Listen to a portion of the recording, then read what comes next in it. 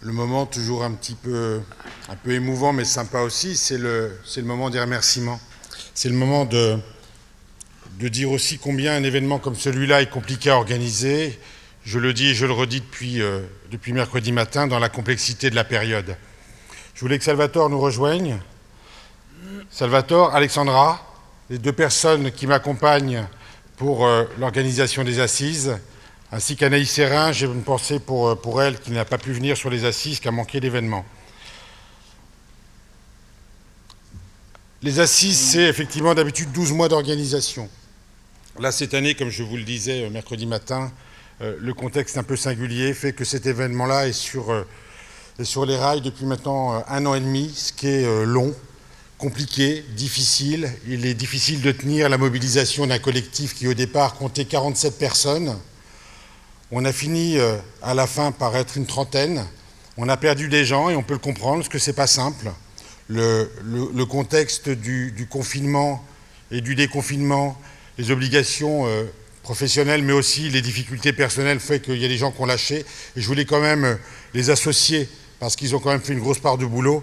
Et je ne veux pas qu'on les oublie, même si aujourd'hui ils ne sont pas là. Il faut les compter aussi dans l'aventure, parce qu'encore une fois, l'aventure a été longue. Un contexte particulier, personne n'a rien lâché.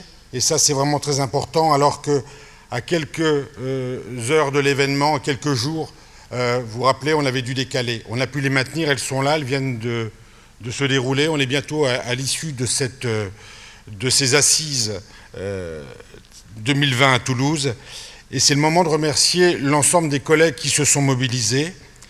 Les associations d'abord, l'ANRAS qui a été porteuse de projet de la Haute-Garonne, l'ATSEA 65 des Hautes-Pyrénées, le CASPEA-PE2A, à chaque fois je bouffe le nom,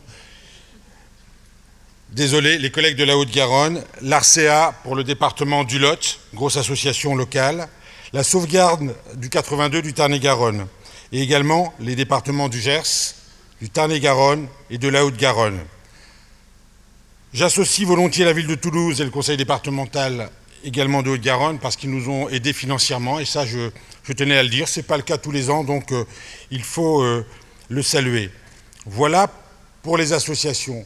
Mais derrière les associations, c'est un collectif de personnes, et je voudrais maintenant que l'ensemble des membres du GOA montent sur scène pour que vous puissiez les remercier, et je vais évidemment faire quelques petites mentions, mais si vous voulez bien monter tous sur scène, les membres du GOA, maintenant.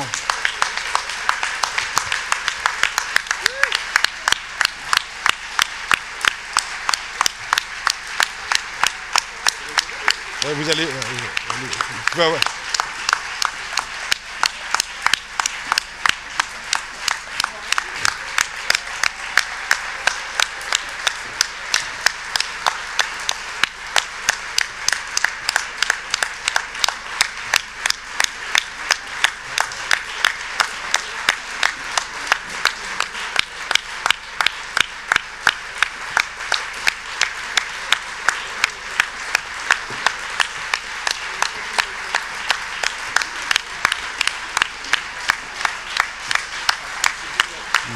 Pas trop loin.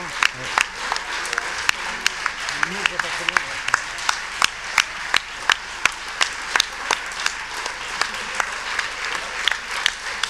Alors faut éviter de se planquer.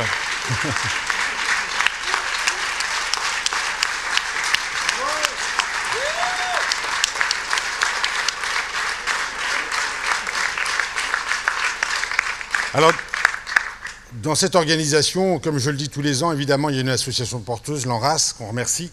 Il y a toutes les associations que je viens de citer qui sont derrière et qui mettent en mobilisation et qui donnent du temps aux professionnels pour s'investir, et eux-mêmes se sont emparés du temps offert pour pouvoir déployer toute l'organisation de cette manifestation. Mais il y a derrière aussi tout le travail en amont qui est fait, c'est la rencontre entre effectivement des personnes, des associations, mais aussi deux délégués régionaux au local. Donc c'est Thomas Beuillet et Mathilde Audibert. Je vous remercie de les applaudir.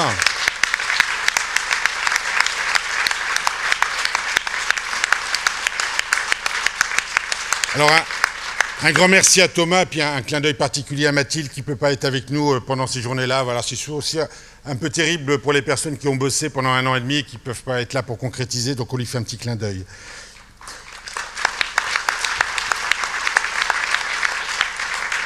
Un remerciement donc à la commission thème, donc Mathilde qui en était responsable, Mathilde Audibert. Pour l'animation, un grand merci à Alexandre Ménard. Pour la communication, un remerciement particulier à Manu Lartigue et Adeline Furnaletto, qui n'étaient pas dans cette responsabilité de gérer la commission, mais qui ont fait le job. Voilà. Merci beaucoup d'avoir remplacé au pied levé ceux qui n'ont pas pu remplir la mission.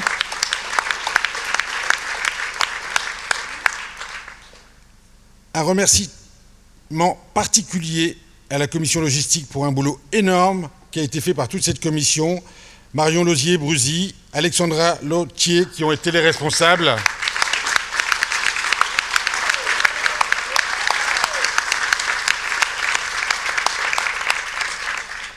Remerciement particulier aussi à Céline Morel, qui nous a fait rencontrer l'ESMA, et donc qui nous a permis d'avoir du lien pour le petit film qui vous a été présenté lundi. Un remerciement... Je disais tout à l'heure également Émilie Sabaté qui a déployé beaucoup d'énergie pour l'accueil des jeunes avec le lycée Myriam.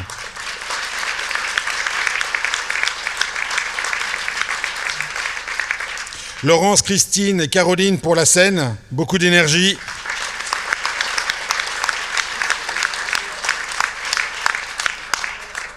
L'invité surprise qui a été David Flower, qu'on a mobilisé, qui a réglé toute la gestion technique. Merci David. Et merci aux techniciens.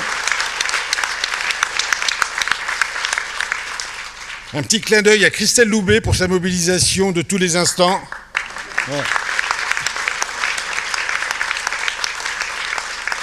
Au niveau des équipes, je voulais saluer particulièrement les équipes du Gers, parce qu'ils sont tapés quand même de la route, ils sont fidèles depuis le début et c'est pas rien. Merci aux Gersois.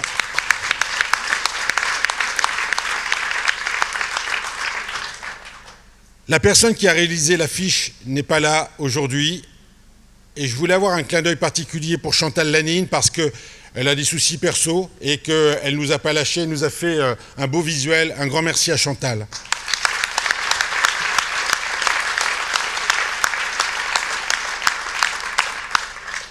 Évidemment, il faut saluer aussi Patrick Rabérol parce qu'il était à la tête de la soirée festive, il a fait un boulot remarquable comme vous avez pu le voir.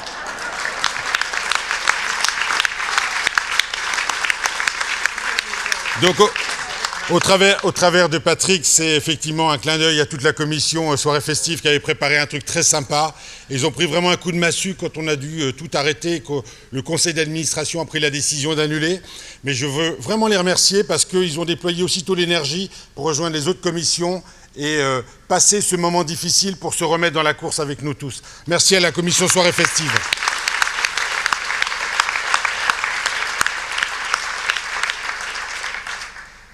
Un remerciement aussi, on le fait rarement parce que vous savez, quand on a des salles comme ça, des espaces comme ça, on paye pour ces prestations-là. Néanmoins, dans le contexte particulier, c'est l'occasion aussi de rappeler que le milieu de l'événementiel est extrêmement touché et que les centres des congrès ont tous quasiment été au national à l'arrêt. On a continué à avoir un interlocuteur privilégié, en la personne de Christophe Corel, qui ne nous a pas lâchés pendant 1 an et demi.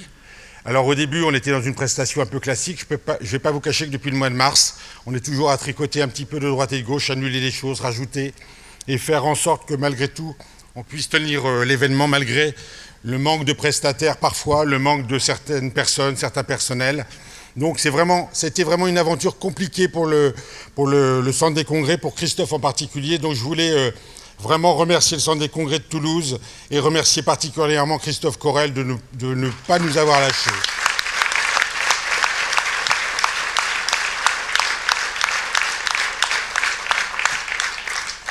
Je crois que j'ai fait le tour de tout le monde, à moins que j'ai peut-être oublié... Oui, pardon, Jean-Jacques. Je vous demande d'applaudir la personne la plus gentille, la plus respectueuse et la plus douce, non, il n'y a pas de, vous inquiétez pas, que j'ai pu rencontrer dans l'organisation des assises. Jean-Jacques, il vous amène un problème, il y a 15 000 € qu'il faut trouver, on est dans la merde, Jean-Jacques vous dit, bon voilà, il y a un problème, on a un problème, il manque 15 000 euros, on n'a pas la salle. Donc tout le monde fait la gueule dans le Goa, on se dit, bah, comment on va faire? Et avec son petit accent chantant, il dit, mais vous inquiétez pas, j'ai trouvé une subvention de 15 000 euros au département. Voilà, et le problème est résolu. Bon, et ça a été ça tout le temps.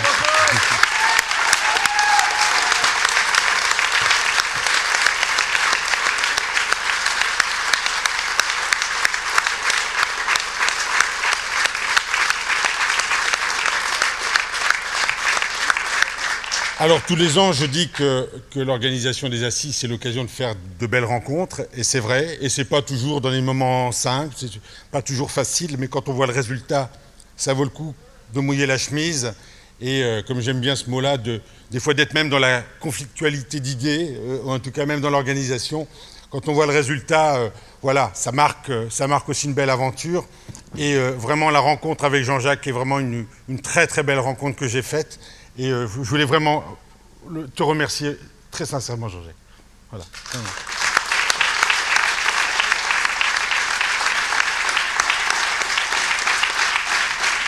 Alors, je crois, les collègues, alors il faut savoir que Jean-Jacques n'est plus en activité professionnelle. Il est resté parce qu'il est allé jusqu'au bout des assises. Donc, voilà, les collègues ont eu l'occasion dans son service de lui fêter sa retraite, ça je le sais, son départ en retraite, et il voulait marquer le coup aussi devant vous, pour dire combien ils sont attachés à leur directeur, mais pas qu'au directeur, au bonhomme sympa qu'il est. Voilà.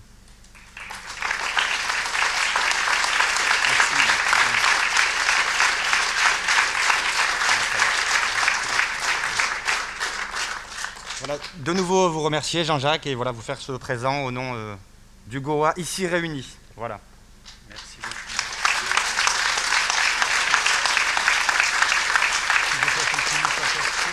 Et moi, je veux dire, l'année prochaine, on se retrouvera à Metz. Metz. Commencez à le dire, si vous ne voulez pas vous faire fâcher par Emmanuel Richter et Rémi Branet. Donc c'est Metz, voilà. Ce sera en septembre. Retenez aussi la période, c'est-à-dire que pour des raisons d'organisation, de risque, de calcul, etc., par rapport à l'engagement aussi du centre des congrès de Metz, qui eux aussi sont un peu dans la difficulté, ils viennent de se relancer. On a décalé l'événement au mois de septembre, et les années d'après, on ne sait toujours pas l'endroit où ce sera, je ne peux pas vous l'annoncer, mais je peux vous dire qu'on reviendra normalement aux dates habituelles, c'est-à-dire en mars 2021 pour 22. Ah, c'est bien, vous suivez encore. Voilà, mars 2022. Le pilotage sera assuré par Alexandra Vierez, qui va prendre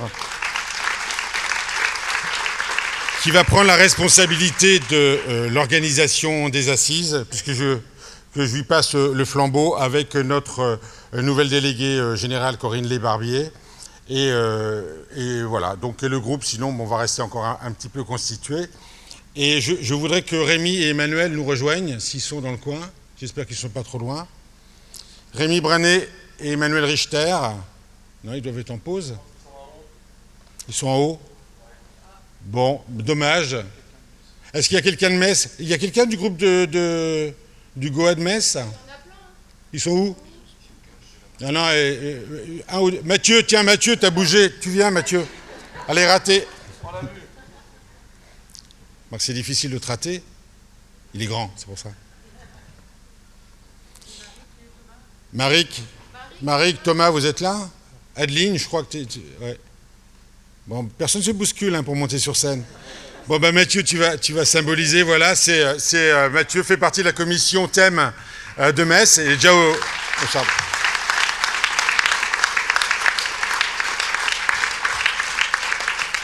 Et je vais laisser le soin à Jean-Jacques d'assurer la passation.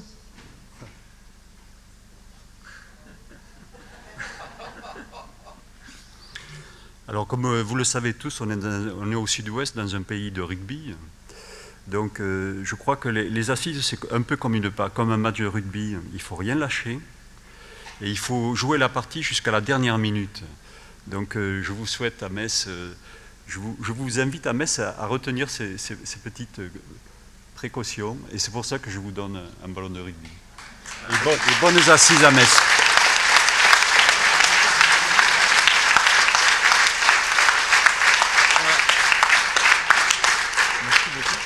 Et dans la tradition, je vais laisser Michel Billet vous lire sa fable habituelle.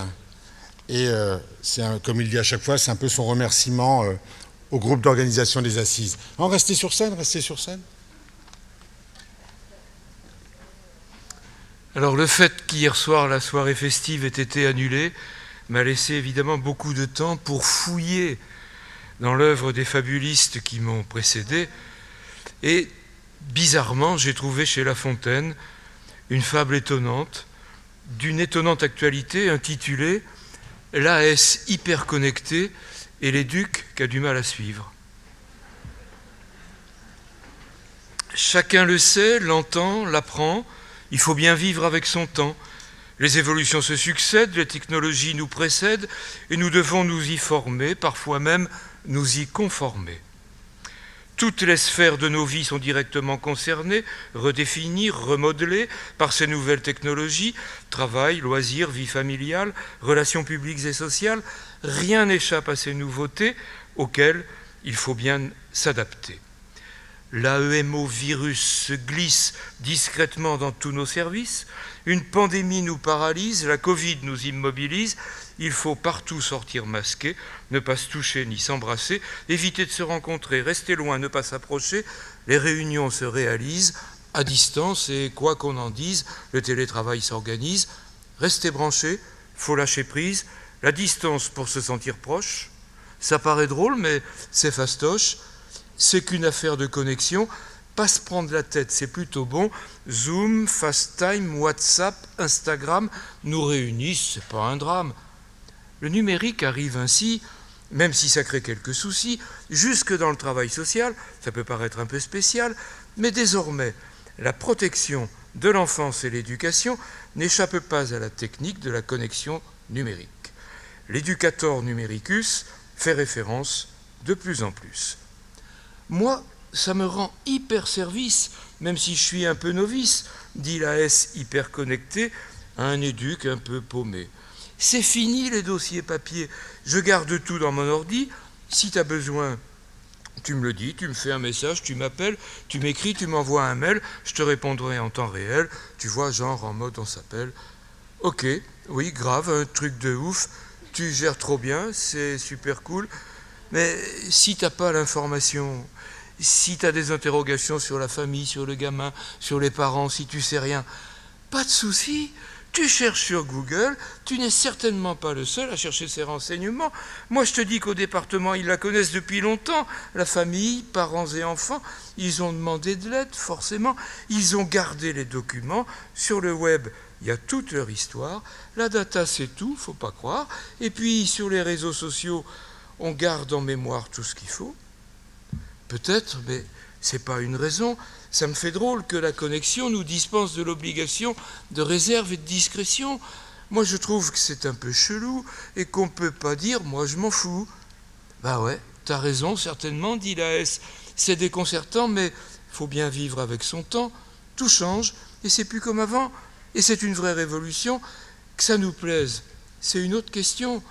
Je vois bien ce qu'on y gagne, du temps. On évite les déplacements, les permanences, les rendez-vous, les réunions, les prises de choux. La Covid aura eu ça de bon, de permettre que la connexion se substitue à la relation. Et crois-moi, parfois, c'est pas con. C'est vrai, t'as certainement raison. Mais tu sais, je connais la chanson. Travail social numérisé, hyper branché ou connecté, qu'est-ce qu'on y perd dans cet hyper ?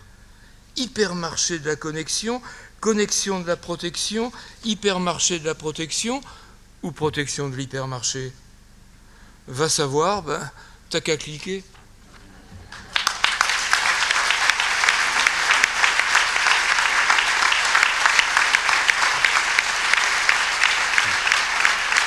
Merci.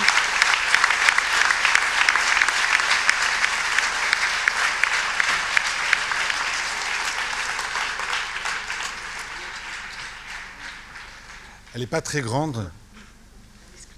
mais l'essentiel, c'est elle qui a porté les assises sur les dernières minutes, les dernières heures et les derniers mois.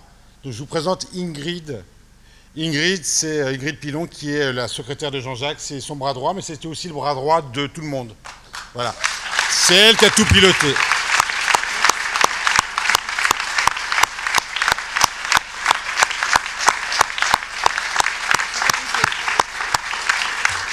C'est la personne, vous savez, comme on a dans les services, qui tricote tous les petits trucs qui manquent, etc., au dernier moment, qui appuie sur le bouton magique, qui vous sort le dernier truc, le dernier nom qui va arriver, qui fait le lien avec celui qui est improbable, on ne sait pas où il est, elle sait où il se trouve. Enfin, je ne sais pas comment elle fait, mais enfin, voilà.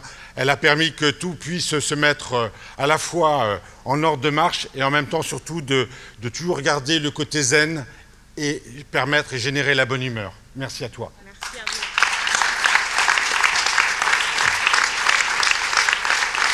Et on salue les collègues de Metz qui sont montés sur scène à l'heure. Et ils seront... Bah oui, c'est normal, hein, voilà. Emmanuel, Rémi, Thomas, Maric, les 4 collègues qui rejoignent Mathieu, donc ils seront à l'organisation des Assises 2022. Donc on vous invite maintenant à 21, 22, voilà. Je suis perdu, hein, voilà. Il est temps que j'arrête. Hein. Je vous invite tous à les applaudir une dernière fois, puis on va faire une petite pause.